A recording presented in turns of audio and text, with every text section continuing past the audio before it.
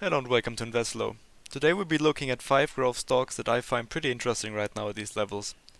The market has been pretty volatile for a while now, and a lot of stocks, especially quality growth stocks, came down a lot. So let's take a look at what I might consider for a buy in February. Keep in mind that none of this is financial advice, I'm just a guy talking about stocks, so take it with a grain of salt. The first stock I want to talk about is Adobe Systems, ticker symbol ADBE. I personally own shares of Adobe and I keep buying them.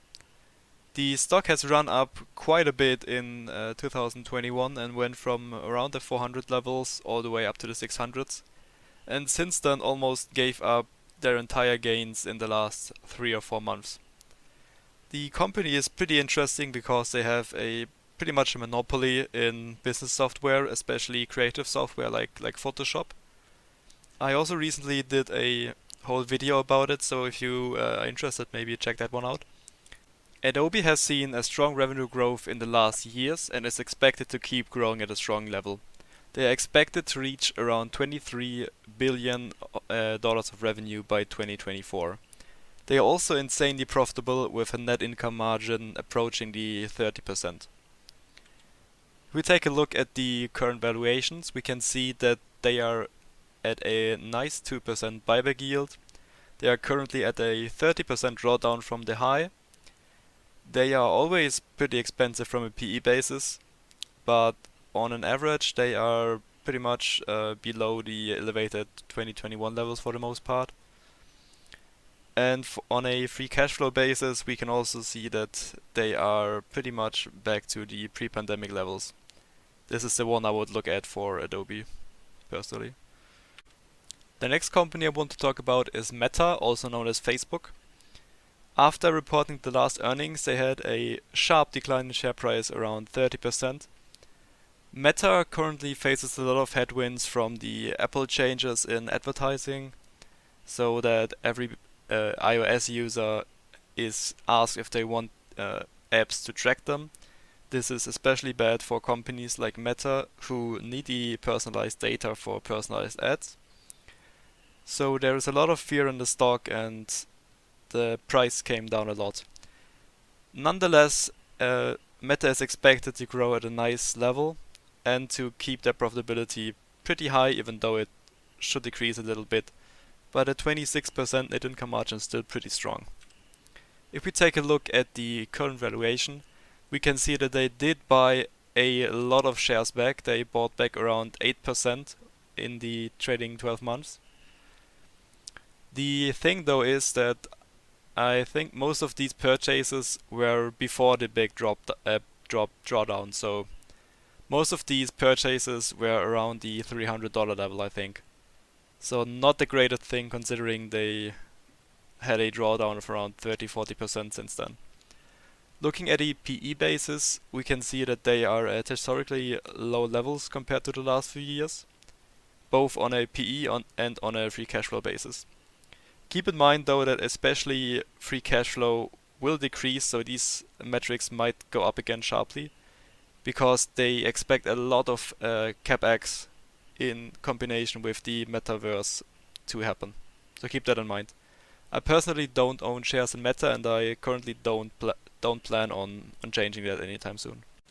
Before I get to the next 3 growth stocks that might be a buy in February, I would kindly ask you to thumbs up the video and subscribe to the channel. I would also encourage you to leave a comment and maybe talk about your planned purchases for the month and which stocks you like at these levels. The next stock I want to talk about is Texas Instruments. Maybe not the best example for a growth stock, but I'm pretty bullish on the company and I do own shares and I keep buying. The company had a pretty great run-up in 2020, but had a pretty underwhelming 2021 with pretty much a year of going sideways with a nice increase in the beginning, but then coming back down to pretty much break even. The company is expected to keep growing above the levels they had before the pandemic. They are currently investing a lot of money in capex for new facilities to produce more chips.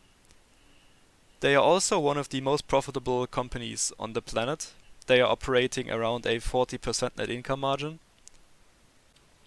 If we take a look at the current valuation metrics, we can see that Texas Instruments in the last year hasn't really bought back a lot of shares.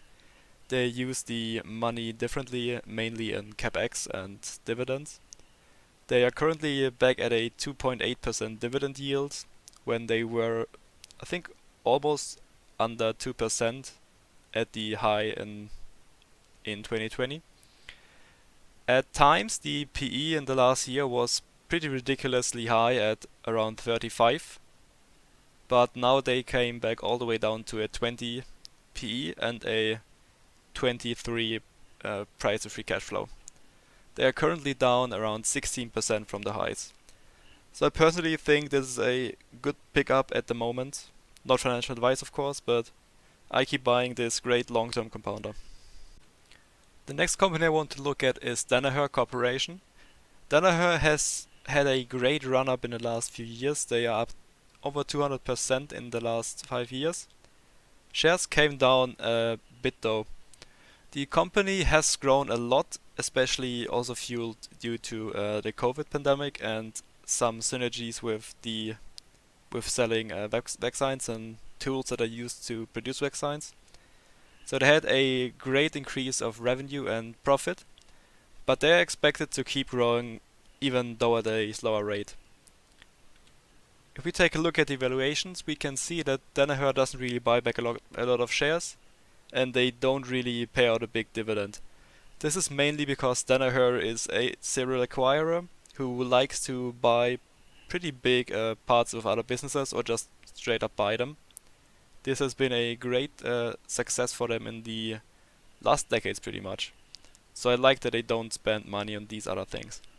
They are currently down around 17% from the high, and also came down a lot in the PE ratio, which was at points ridiculously high at around 60. At a 32 PE and a 27 price to free cash flow, I find Danaher currently had a nice opportunity to add more shares. The last company I want to talk about is Alphabet, also known as Google. The stock has had a great run-up in the last few years, up around 200%. They had a great amount of growth in the last few years, coming from around 160 billion, now all the way up to 250 billion. The growth success isn't expected to stop anytime soon though. Until 2024, they are expected to almost reach the 400 billion revenue for the year. They are also very profitable with a profit margin of around 25% expected for the next few years. If we take a look at the valuation, we can see that they do buy back a lot of shares currently, around 2.8%. They don't pay a dividend and they are down around 10% from the highs. The PE ratio is pretty decent right now at a 24 PE. They were pretty high with around 40 in April, but since they grew a lot, the metrics came down a lot too. The price of free cash flow also is below the levels they were during the bulk of the pandemic and currently around 26. So I find Google or Alphabet to be a pretty nice buy here too. I also recently made a full analysis on Alphabet, so if you want you can check it out. I will link the video in the description below. So I hope you liked the video. Maybe you even took something away, maybe you got an idea in what company to look into further. And if you did like the video, I would appreciate if you liked the video, shared it and subscribed. See you next time.